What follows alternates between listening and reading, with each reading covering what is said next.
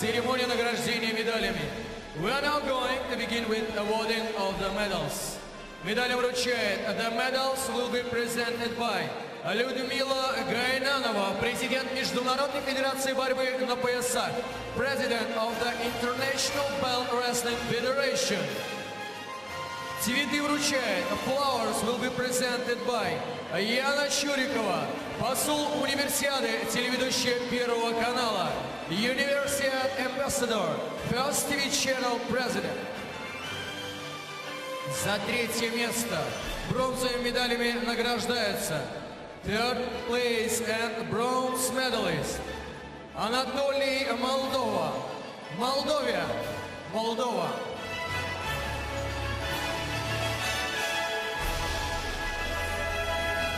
И Хошгельды Ханаев, Туркменистан.